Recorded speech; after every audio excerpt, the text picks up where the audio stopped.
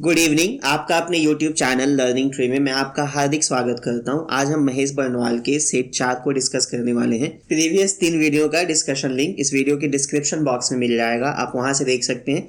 इसका PDF आप मेरे टेलीग्राम चैनल को ज्वाइन करके डाउनलोड कर सकते हैं, उसका भी लिंक इस वीडियो के डिस्क्रिप्शन बॉक्स में मिल जाएगा। और इसके पहले कि हम क्वेश्चन शुरू करें, मेरी आपसे रिक्वेस्ट है कि अगर आपको अच्छा लगता है तो प्लीज लाइक, शेयर और सब्सक्राइब जरूर करिएगा। क्वेश्चन नंबर 1, CU की एक यात्रा वृतांत है, यह किससे संबंधित है? सी करेक्ट है, हेनसांग।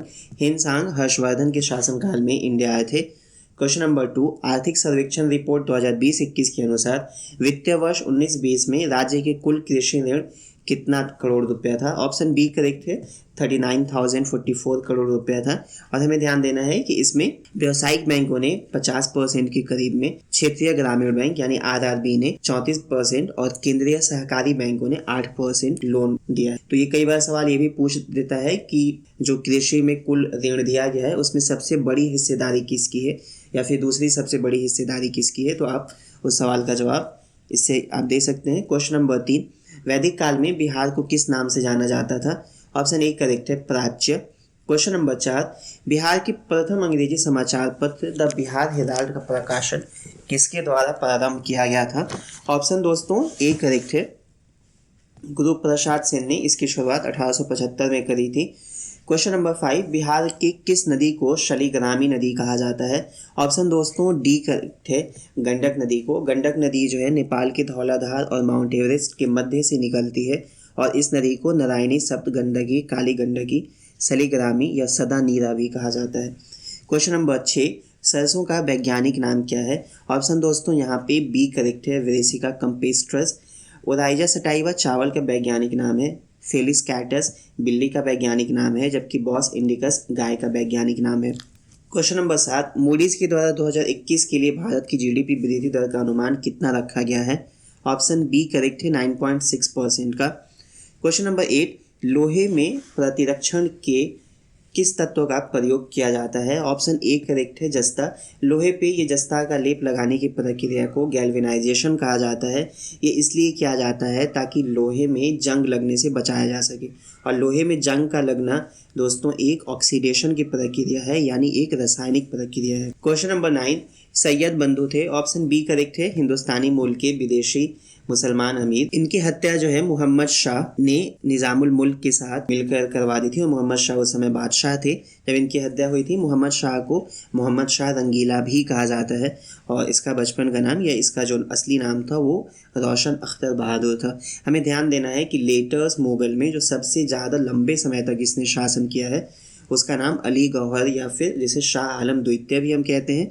और शाह आलम द्वितीय के साथ ही बैटल ऑफ बक्सर यानी बक्सर का युद्ध हुआ था, जिसके बाद इलाहाबाद की संधि होती है और उसी संधि के तहत अंग्रेज़ों को बिहार, बंगाल और उड़ीसा की दीवानी का अधिकार दे दिया जाता है। दीवानी का अधिकार मतलब राजस्व को कलेक्ट करने का अधिकार होता है। Question number 10, Indian national Congress की प्रथम महिला अध्यक्ष कौन थी? ऑप्शन सी करेक्ट है, सरोजनी नायडू। 1925 में कानपुर सेशन की इन्होंने अध्यक्षता करी थी। आपसे सवाल ये भी पूछा जा सकता था कि इंडियन नेशनल कांग्रेस की प्रथम महिला अध्यक्ष कौन थी, तो फिर ऑप्शन ए जाता, श्रीमती एनी बेसेंट। इन्होंने 1917 के कलकत्ता सेशन की अध्यक्षता करी थी। क्वेश्चन नंबर 11, निम्नलिखित में से कौन से कथन सिंधु सभ्यता से संबंधित है? देखिए दोस्तों, ये मतलब ऑप्शन इनकम्प्लीट है तो इसका कोई आप आंसर नहीं दे सकते हैं। या तो सवाल ये अगर पूछा जाता है कि कौन सा कथन सत्य है सिंधु सभ्यता के संदर्भ में, तो फिर ऑप्शन ए जाता कि इसकी लिपि भाव चित्रात्मक थी। या फिर अगर सवाल ये पूछा जाता कौन से कथन असत्य हैं, तो फिर ऑप्शन ई जाता, क्योंकि ए को छोड़ के बाकी सारे ऑप्शन इनकरेक्ट हैं। सिंधु सभ्यता में अभिलेख को बाईं से दाईं ओर नहीं, दाईं से बाईं ओर लिखा जाता था। इसका भारत में सबसे बड़ा स्थल मोहनजोदाड़ो नहीं, राखीगढ़ी हरियाणा में है। और अग्निकुंड दोस्तों लोथल और कालीबंगा से प्राप्त हुआ है, राखीगढ़ी और धौलावीरा से नहीं। ओके। क्वेश्चन नंबर 12, निम्नलिखित में से मुंगेर प्रमंडल कौन सा जिला शामिल नहीं है? ऑप्शन ए करेक्ट है, शिवहर मुंगेर प्रमंडल में नहीं, ये तिरहुत प्रमंडल का हिस्सा है। मुंगेर प्रमंडल में बेगूसराय, जमुई, खगड़िया, लखीसराय, मुंगेर और शेखपुरा जिले हैं। ओके। क्वेश्चन नंबर 13, सन्यासी विद्रोह कहाँ हुआ था? ऑप्शन डी करेक्ट है, बंगाल में 1763 के करीब में हुआ था। और इसी विद्रोह को संदर्भ बनाते हुए बंकिम चंद्र चटर्जी ने अपना फेमस उपन्यास आनंद मठ लिखा था। क्वेश्चन नंबर 14, पैंगसो झील के संदर्भ में निम्नलिखित कथनों में से कौन सा कथन सही नहीं है? ऑप्शन डी सिर्फ इनकरेक्ट है, बाकी सारे कथन करेक्ट हैं। क्वेश्चन नंबर 15, एथिल अल्कोहल में निम्नलिखित को मिलाकर पीने के अयोग्य बनाया जाता है। ऑप्शन बी करेक्ट है, मिथनॉल और पिरिडीन। मिथनॉल और पिरिडीन को जब एथाइल अल्कोहल के साथ मिला देते हैं तो वे एक पॉइजन बन जाता है। ओके। क्वेश्चन नंबर 16, निम्नलिखित में कौन सी रिपोर्ट विश्व बैंक द्वारा जारी नहीं किया जाता है? ऑप्शन ई करेक्ट है। इसमें दोस्तों जितने भी रिपोर्ट के नाम दिए गए हैं वे सारे रिपोर्ट वर्ल्ड बैंक, विश्व बैंक के द्वारा जारी किया जाता है। क्वेश्चन नंबर 17, भारत में कृषि संगणना कितने वर्षों के पश्चात किया जाता है? ऑप्शन डी करेक्ट है। भारत में कृषि संगणना प्रत्येक 5 वर्षों के पश्चात कृषि मंत्रालय के द्वारा किया जाता है। इसकी शुरुआत 1970-71 में की गई थी। क्वेश्चन नंबर 18, निम्नलिखित में से कौन सा कथन सत्य है? दोस्तों इसमें जितने भी स्टेटमेंट दिए गए हैं सारे के सारे स्टेटमेंट करेक्ट हैं, यानी ऑप्शन ई जाएगा। देखिए सबसे पहले हम एलएफ को समझते हैं। एलएफ का मतलब होता है full form liquidity adjustment facility. इसमें रेपो रेट और रिवर्स रेपो रेट दोनों शामिल होते हैं। रेपो रेट का मतलब ये हुआ कि अगर बैंकों को रिजर्व बैंक से जब पैसा शॉर्ट टर्म के लिए अगर चाहिए होता है तो बैंक रिजर्व बैंक को जो इंटरेस्ट पे करता है उसे हम लोग रेपो रेट कहते हैं। लेकिन जब कभी क्या होता है कि बैंक अपना पैसा जो है रिजर्व बैंक के पास रखते हैं तो रिजर्व बैंक उनको बदले में कुछ इंटरेस्ट रेट पे करता है, उसे हम लोग रिवर्स रेपो रेट कहते हैं। ओके, तो रेपो रेट और रिवर्स रेपो रेट दोनों को मिला के हम लोग LAF यानी लिक्विडिटी एडजस्टमेंट फैसिलिटी कहते हैं। स्टेटमेंट बी है, प्राथमिक डीलर भी भारतीय रिजर्व बैंक में पंजीकृत इकाइयां होती हैं। ये भी स्टेटमेंट करेक्ट है। प्राथमिक डीलर का मुख्य काम फॉरेन एक्सचेंज में यानी जो विदेशी मुद्रा का जो बदलने का काम होता है उसमें लगी होती हैं। स्टेटमेंट सी, स्टैगफ्लेशन में मुद्रास्फीति की दर ऊंची होती है। करेक्ट स्टेटमेंट है। स्टैगफ्लेशन बेसिकली वैसी सिचुएशन को कहा जाता है जब एक इकोनॉमी में रिसेशन चल रहा हो, यानी इकोनॉमी एकदम मंदी हो, कोई वृद्धि दर्ज नहीं किया जाता हो, फिर अनएम्प्लॉयमेंट बहुत हाई हो और इन्फ्लेशन का रेट भी, मुद्रास्फीति की दर भी बहुत ऊंची हो, तो इसे हम लोग स्टैगफ्लेशन कहते हैं। और स्टेटमेंट डी को हमने स्टेटमेंट 1 में ही समझ रखा है कि एक मौद्रिक नीति की उपाय है। क्वेश्चन नंबर 19, निम्नलिखित में से कौन सी योजना गॉडगिल योजना के नाम से जानी जाती है? ऑप्शन बी करेक्ट है, चतुर्थ पंचवर्षीय योजना। क्वेश्चन नंबर 20, स्वस्थ धारा खेत हरा निम्नलिखित में से किस योजना की टैगलाइन है? ऑप्शन बी करेक्ट है, मृदा स्वास्थ्य कार्ड योजना। इसकी शुरुआत 2015 में राजस्थान के सूरतगढ़ में की गई थी। ओके। क्वेश्चन नंबर 21, निम्नलिखित में से किसके पास अवशिष्ट विषयों के संबंध में कानून बनाने की शक्ति है? ऑप्शन ए करेक्ट है, संसद को। देखिए दोस्तों, संविधान की 7वीं अनुसूची में उन तमाम विषयों को लिस्ट किया गया है जिस पे कानून बनाया जा सकता है। उन विषयों को 3 भागों में विभाजित किया गया है, जिसे हम लोग केंद्र सूची कहते हैं, जिसपे कानून सिर्फ और सिर्फ संसद बना सकती है। फिर एक राज्य सूची होता है जिसपे कानून सिर्फ और सिर्फ राज्य की विधायिका बना सकती है। और तीसरा समवर्ती सूची होता है जिसपे कानून संसद भी बना सकती है और राज्य की विधायिका भी बना सकती है। लेकिन अगर एक ही विषय पे संसद और विधायिका दोनों कानून बनाई है तो संसद के द्वारा बनाई गई कानून प्रिवेल करता है। इसके अलावा उसमें कुछ और भी कंडीशन दिए गए हैं, लेकिन मोटा मोटी ये है।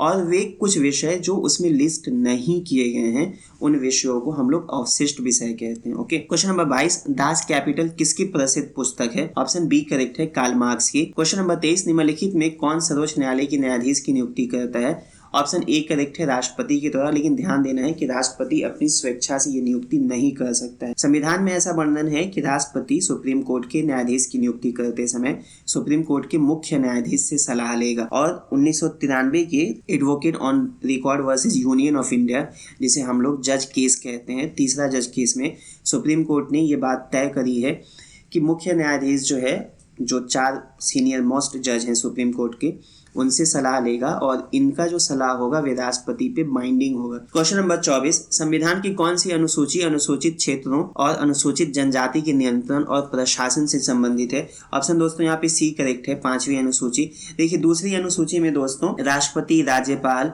और स्पीकर और डिप्टी स्पीकर, साथ ही साथ चेयरमैन, डिप्टी चेयरमैन और इस तरीके के कुछ अन्य नाम भी दिए गए हैं। उसके उनको क्या अलाउंस मिलेगा, उनको किस तरीके की प्रिविलेजेस मिलेंगी, उसके बारे में बात करता है। तीसरी अनुसूची में दोस्तों शपथ के बारे में बात की गई है। नवी अनुसूची को संविधान के प्रथम संशोधन 1951 के जरिए जोड़ा गया था और इसमें कुछ वैसे कानूनों को शामिल किया गया है जिसको सुप्रीम कोर्ट जो है जुडिशियल रिव्यू नहीं कर सकती है।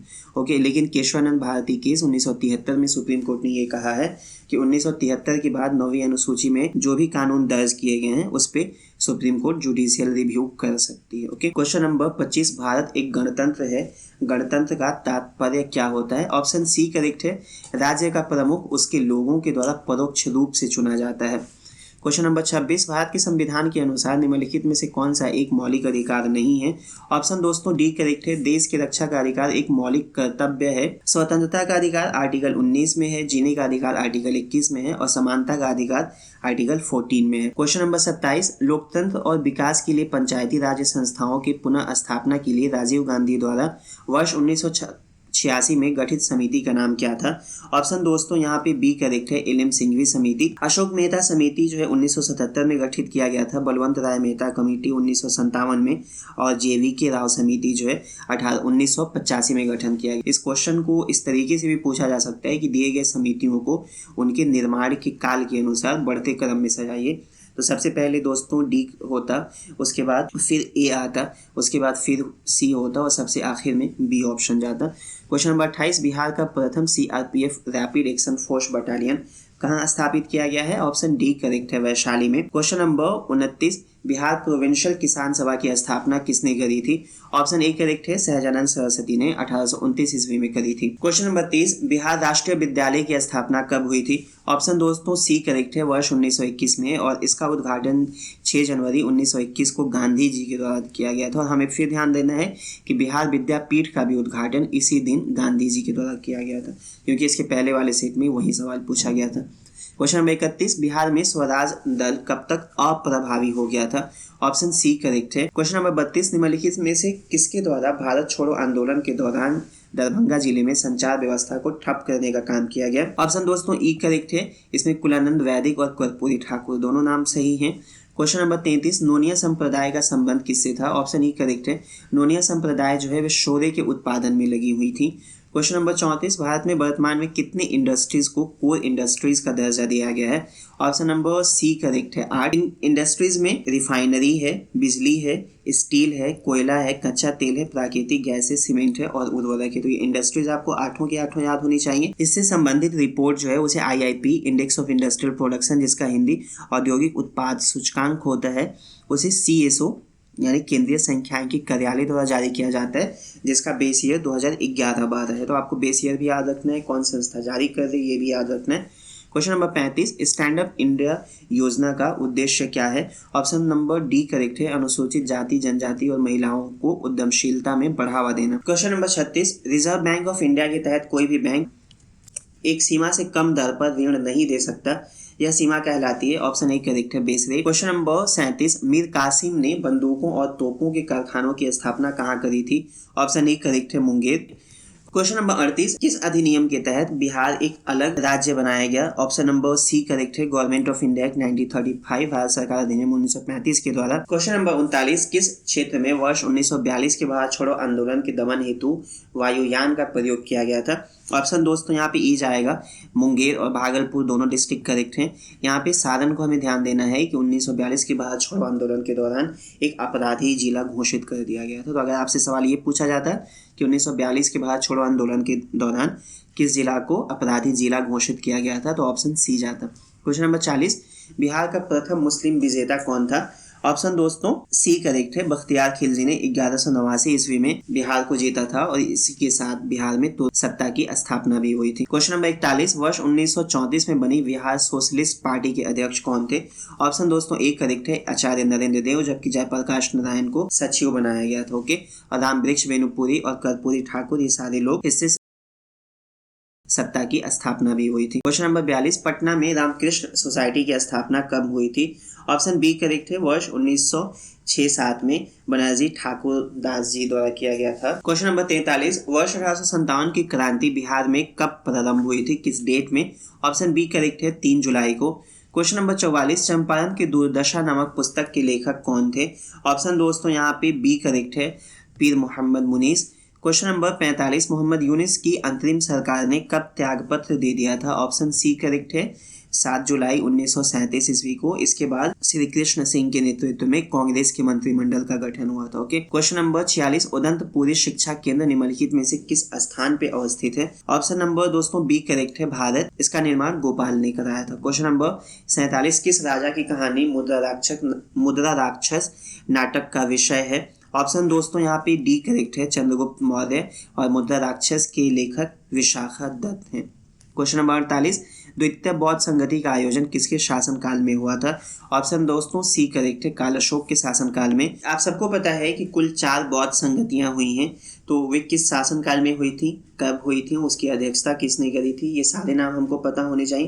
तो देखिए, प्रथम बौद्ध संगति जो है वो राजगिरी में 483 ईस्वी में अजातशत्रु के शासनकाल में हुई थी, और इसकी अध्यक्षता महाकश्यप ने करी थी। द्वितीय बौद्ध संगति वैशाली में 383 बीसी में कालशोका के शासनकाल में हुई थी, जिसकी अध्यक्षता सबकमीर ने करी थी। 251 ईस्वी पूर्व में पाटलिपुत्र में अशोका के शासनकाल में हुई थी, और इसकी अध्यक्षता मोगली। तीसरी बौद्ध संगति पुत्तिसम ने करी थी, और चौथी बौद्ध संगति कुंडलवन कश्मीर में 1 एडी में कनिष्क के शासनकाल में हुई थी, और इसकी अध्यक्षता बसु मित्र ने करी थी। क्वेश्चन नंबर 49, इनमें से कौन सी वीटो शक्ति भारतीय राष्ट्रपति को प्राप्त नहीं है? ऑप्शन सी करेक्ट है विशेषित वीटो। क्वेश्चन नंबर 50, किस वाद में उद्देशिका को संविधान की मूल आत्मा कहा गया है? ऑप्शन दोस्तों यहाँ पे सी करेक्ट है। गोलकनाथ मामले में न्यायमूर्ति हिदायतुल्लाह नाम था, उन्होंने ये कहा था कि उद्देशिका संविधान की मूल आत्मा है। जबकि हमें ध्यान देना है कि अंबेडकर साहब ने आर्टिकल 32 के बारे में ये बात कहा था कि आर्टिकल 32 जो है वे संविधान की मूल आत्मा है। क्वेश्चन नंबर 51, हृदय गति मापने हेतु कौन सा यंत्र का प्रयोग किया जाता है? ऑप्शन सी करेक्ट है कार्डियोग्राम। पॉलीग्राम का उपयोग जो है वो झूठ को पकड़ने में या झूठ को पता लगाने में किया जाता है। फोनोमीटर का उपयोग जो है ध्वनि की तीव्रता मापने में, इंटेंसिटी मापने में किया जाता है। जबकि पायरोहेलियोमीटर का उपयोग जो है सौर या विकिरण की मात्रा को मापने के लिए किया जाता है। क्वेश्चन नंबर 52, त्वरण का एसआई मात्रा क्या होता है? ऑप्शन डी करेक्ट है मीटर प्रति second square.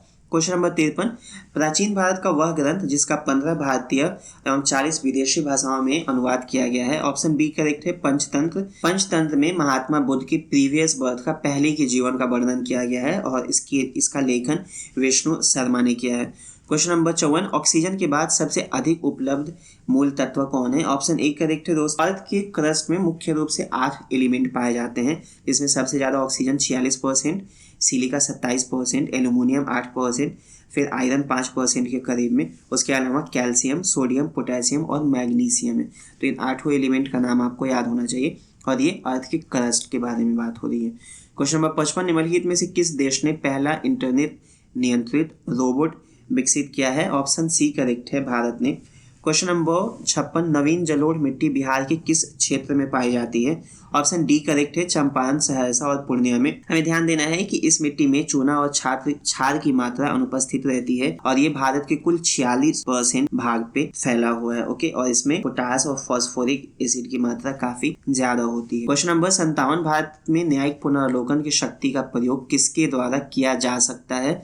Option B correct है सर्वोच्च न्यायालय और उच्च न्यायालय के द्वारा। क्वेश्चन नंबर 58, बौद्ध धर्म में त्रिरत्न का अभिप्राय क्या है? ऑप्शन बी करेक्ट है बुद्ध धर्म और संघ। क्वेश्चन नंबर 59, निम्नलिखित में से कौन हड़प्पा और मोहनजोदाड़ो के उत्खनन से संबंधित नहीं है? ऑप्शन दोस्तों डी करेक्ट है वी.ए. स्मिथ।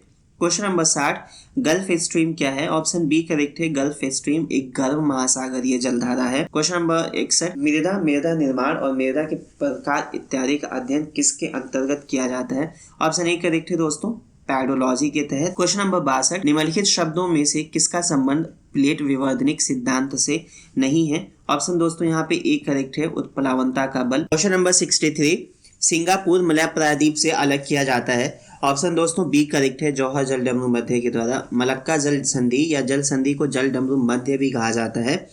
मलाया प्रायद्वीप को सुमात्रा से अलग करता है, जो कि इंडोनेशिया का एक आइलैंड है।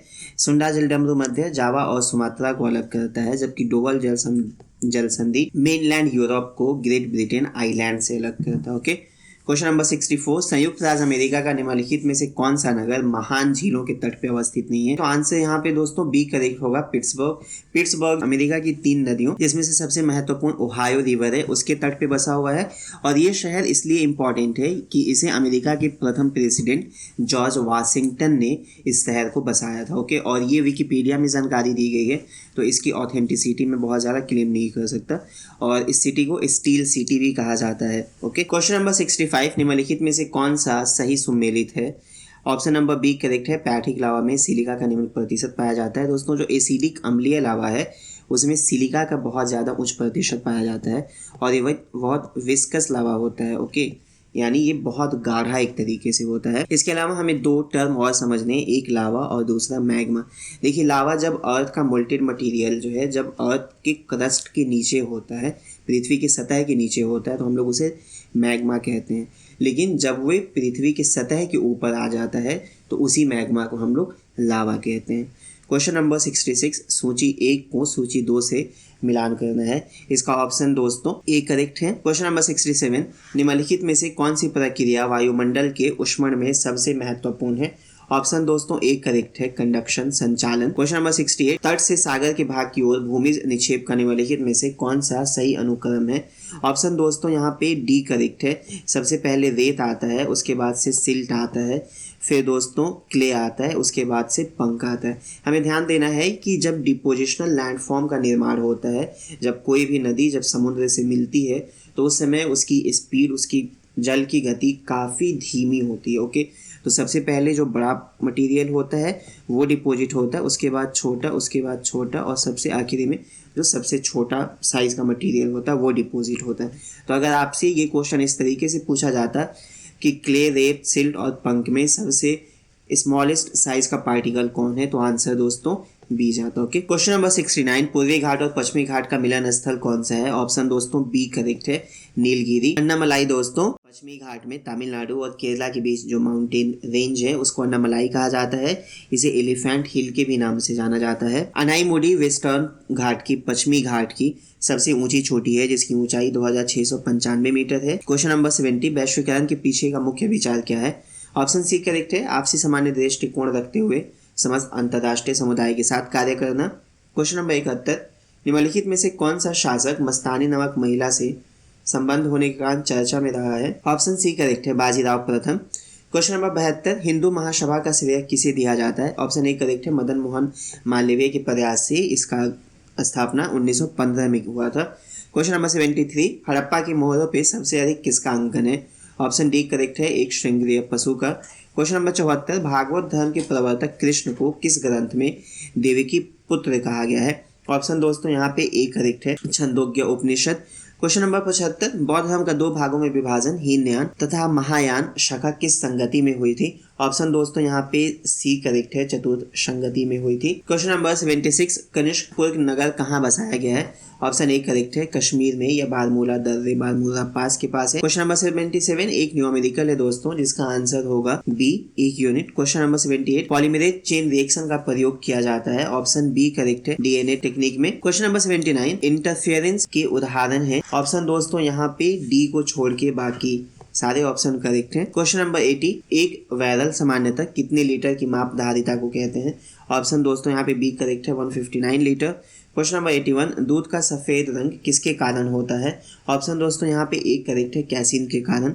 निम्नलिखित में बंद अर्थव्यवस्था से क्या तात्पर्य है? बंद अर्थव्यवस्था का मतलब वैसी अर्थव्यवस्थाएं जिनका बाहरी किसी दूसरे देशों के साथ इंट्रैक्शन कम होता है। और इंट्रैक्शन कैसे होता है दोस्तों? तो आयात और निर्यात के माध्यम से 2 अर्थव्यवस्थाओं के बीच संबंध स्थापित होते हैं। ओके, तो बंद अर्थव्यवस्था का मतलब वैसी अर्थव्यवस्था जिसमें आयात और निर्यात बंद होती है या काफ़ी कम होती है, या इसका जीडीपी में जो योगदान होता है वे बहुत ही कम होता है। क्वेश्चन नंबर 83, भारत में ट्रेजरी बिल का विक्रय निम्नलिखित में से किसके द्वारा किया जाता है? ऑप्शन ए करेक्ट है, भारतीय रिजर्व बैंक।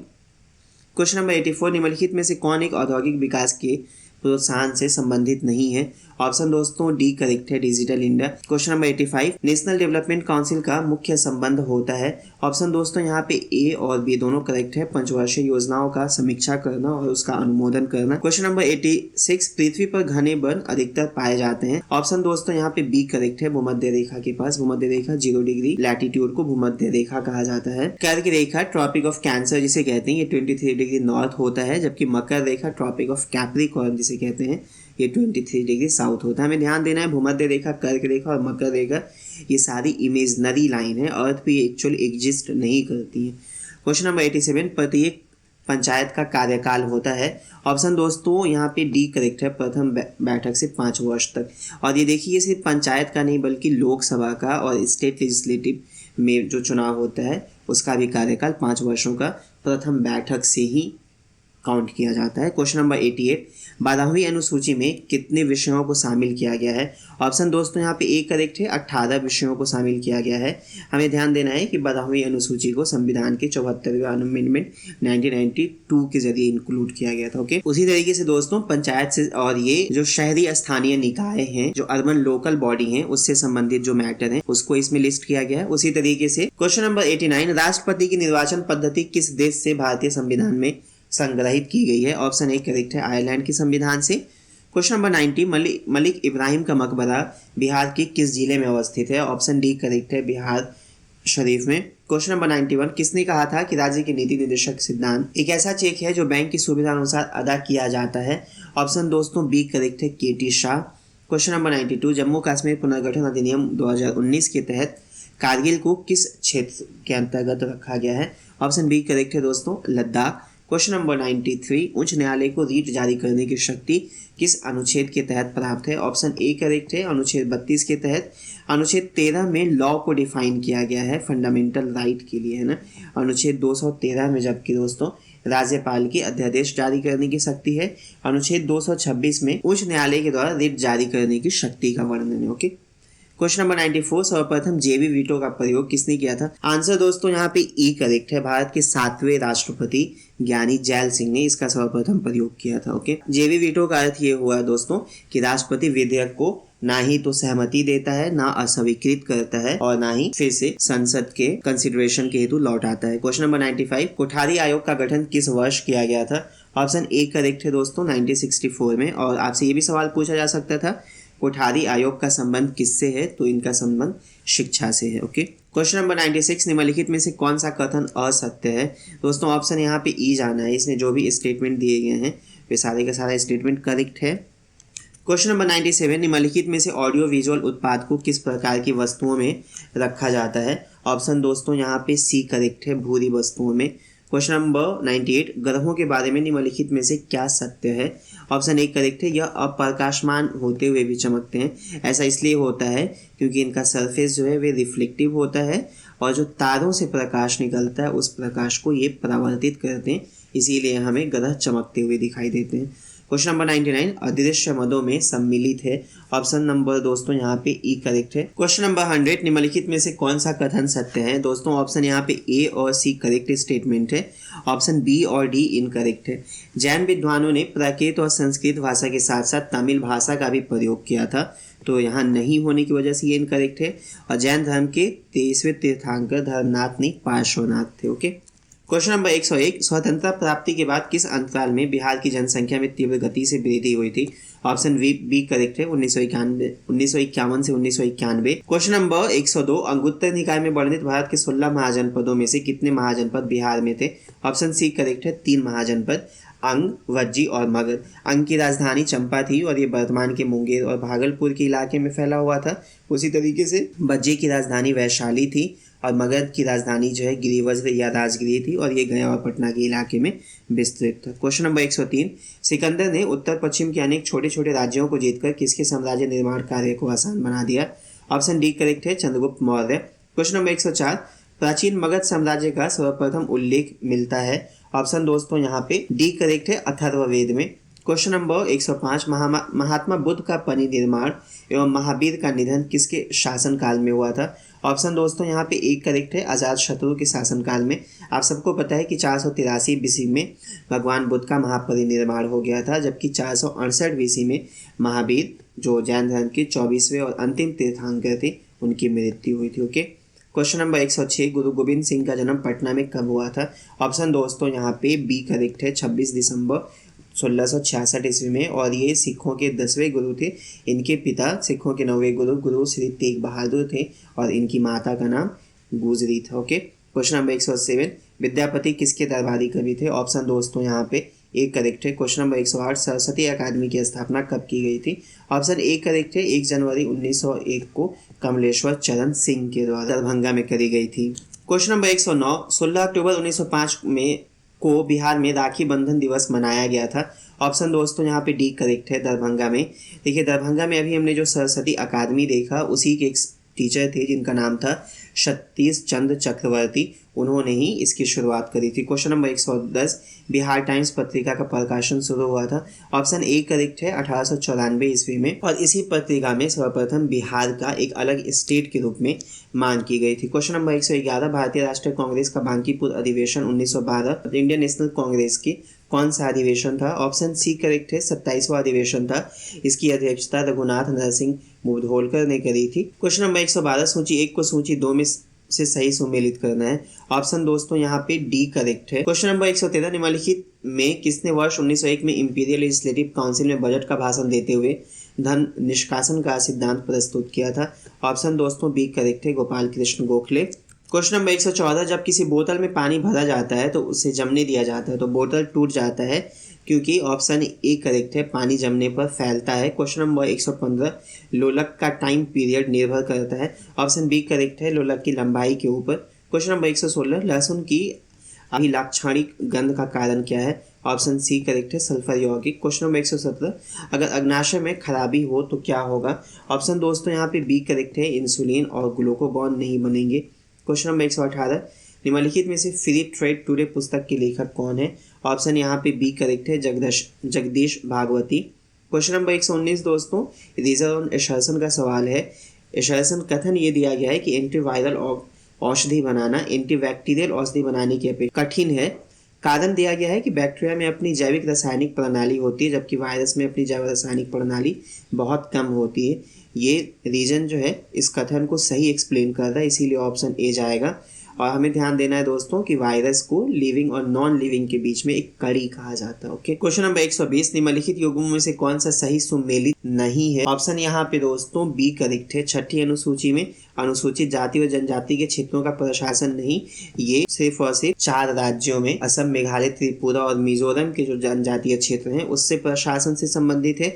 अनुसूचित जाति और जनजाति क्षेत्रों में प्रशासन अनुसूची 5 में यानी शेड्यूल 5 में आता है और वर्तमान में शेड्यूल 5 में आंध्र प्रदेश, तेलंगाना, गुजरात, झारखंड, छत्तीसगढ़, हिमाचल प्रदेश, मध्य प्रदेश, महाराष्ट्र, ओडिशा और राजस्थान शामिल है, यानी कुल 10 राज्य हैं। क्वेश्चन नंबर 121, 86वें संविधान संशोधन अधिनियम 2002 में प्राथमिक शिक्षा को किस अनुच्छेद के द्वारा जोड़ा गया था? ऑप्शन सी करेक्ट है, अनुच्छेद 21 क। सूची 1 को सूची 2 से सम्मिलित करना है। ऑप्शन दोस्तों इसका सी करेक्ट है। क्वेश्चन नंबर 123, बिहार राज्य का अपना कर प्राप्तियों में सर्वाधिक योगदान रहता है। ऑप्शन दोस्तों यहाँ पे बी करेक्ट है, बिक्री, व्यापार आदि पर कर। क्वेश्चन नंबर 124, हाल ही में विश्व जैव ईंधन दिवस कब मनाया गया? ऑप्शन सी करेक्ट है, 10 अगस्त को। क्वेश्चन नंबर 125, दिव्यांग छात्रों को शिक्षा से जोड़ने, उनके शैक्षणिक वातावरण में सुधार लाने और शिक्षकों पर नजर रखने के लिए कौन सा ऐप शुरू किया गया था? ऑप्शन सी करेक्ट है, दिव्य ऐप। इसकी शुरुआत बिहार शिक्षा परियोजना ने की है। क्वेश्चन नंबर 126, आर्थिक सर्वेक्षण 2020-21 के अनुसार बिहार में प्रति व्यक्ति दूध की उपलब्धता कितनी है? ऑप्शन बी करेक्ट है, 400 ग्राम प्रति व्यक्ति। क्वेश्चन नंबर 127, खेत पाठशाला जो हाल ही में सुर्खियों में रहा है क्या है? ऑप्शन सी करेक्ट है, किसानों को नवीन तकनीकी से अवगत कराना। क्वेश्चन नंबर 128, इंटर पास करने वाली बालिकाओं को मिलने वाली 10,000 की सहायता राशि को बढ़ाकर कितना किया गया है? Option C 25,000। क्वेश्चन नंबर 129, प्रधानमंत्री मोदी द्वारा फिट इंडिया मूवमेंट में बिहार का कौन सा जिला अव्वल रहा है? ऑप्शन दोस्तों यहाँ पे डी करेक्ट है, नवादा जिला। Question number 130, international peace bureau के सदस्य के रूप में बिहार के किस व्यक्ति का चयन हुआ है? ऑप्शन डी करेक्ट है, अजीत सिंह। क्वेश्चन नंबर 131, विश्व कैंसर दिवस के अवसर पर बिहार के कितने जिलों में कैंसर डिटेक्शन सेंटर खोलने की घोषणा की गई है? ऑप्शन बी करेक्ट है 14। क्वेश्चन नंबर 132, स्वास्थ्य और परिवार कल्याण मंत्रालय के द्वारा जारी आंकड़ों के अनुसार टीकाकरण में बिहार का कौन सा स्थान प्राप्त है? ऑप्शन दोस्तों एक करेक्ट है, प्रथम स्थान। क्वेश्चन नंबर 133, कला संस्कृति और युवा विभाग द्वारा खेल सम्मान समारोह का आयोजन कहाँ किया गया? ऑप्शन ए पटना में। Question number 134, smart city mission के तहत बिहार के कितने शहर चुने गए हैं? ऑप्शन दोस्तों सी करेक्ट है, कुल 4 शहर। ये पटना, भागलपुर, मुजफ्फरपुर और बिहार शरीफ है। तो ये आपको चारों नाम याद होने चाहिए। क्वेश्चन नंबर 135, मार्च अप्रैल 2021 में संपन्न हुए पश्चिमी बंगाल चुनाव में अखिल भारतीय तृणमूल पार्टी को कुल कितनी सीट प्राप्त हुई? ऑप्शन सी करेक्ट है, 213 सीटें। क्वेश्चन नंबर 136, निम्नलिखित विकल्पों में से कौन सा सही सुमेलित है? ऑप्शन दोस्तों यहाँ पे ए और डी दोनों करेक्ट हैं। देखिए तमिलनाडु में 234 नहीं 243 सीटें थी, उसी तरीके से पश्चिमी बंगाल में 294 नहीं 249 सीटें। ओके, और ये इसलिए हमें याद रखना है कि हाल ही में जो 5 राज्यों में चुनाव हुए हैं ये वहाँ की विधानसभा की सीटें हैं और यूजुअली बीपीएससी में कई बार क्वेश्चन पूछा गया है, जैसे सिर्फ राज्य का नाम दे दिया गया था और वहाँ पे पूछा गया था कि इनमें से किस राज्यों में विधानसभा में सबसे ज़्यादा सीटें हैं। क्वेश्चन नंबर 137, 2 हरित ऊर्जा कुशल शहर वाला देश का पहला राज्य कौन सा है? ऑप्शन दोस्तों यहाँ पे डी करेक्ट है, बिहार। बिहार का राजगीर और बोधगया जो है हरित ऊर्जा कुशल शहर बना है। Question number 138, India smart cities award प्रतियोगिता जो 25 जून 2021 को घोषित हुई, इनमें किन 2 शहरों को संयुक्त विजेता घोषित किया गया है? ऑप्शन दोस्तों बी करेक्ट है, इंदौर और सूरत। क्वेश्चन नंबर 139, हाल ही में चर्चा में रही रतली जल विद्युत परियोजना भारत के किस राज्य या यूटी से संबंधित? ऑप्शन डी करेक्ट है, जम्मू कश्मीर से। क्वेश्चन नंबर 140, हाल ही में जारी किया गया इंडिया इनोवेशन इंडेक्स 2021 का कौन सा संस्करण था? ऑप्शन दोस्तों बी करेक्ट है, द्वितीय संस्करण। अगला 10 क्वेश्चन दोस्तों मैथ है। 141 का आंसर 2 है, 141 का आंसर दोस्तों ए है, 142 का आंसर बी है, 143 का आंसर बी है, 144 का आंसर भी बी है, 145 का आंसर दोस्तों डी है, 146 का आंसर डी है, 147 का आंसर ए है, 148 का आंसर सी है, 149 का आंसर ए है और 150 का आंसर बी है। आज का हमारा सेट का डिस्कशन यही कंप्लीट होता है। बहुत बहुत शुक्रिया आप साथियों, आप सभी का।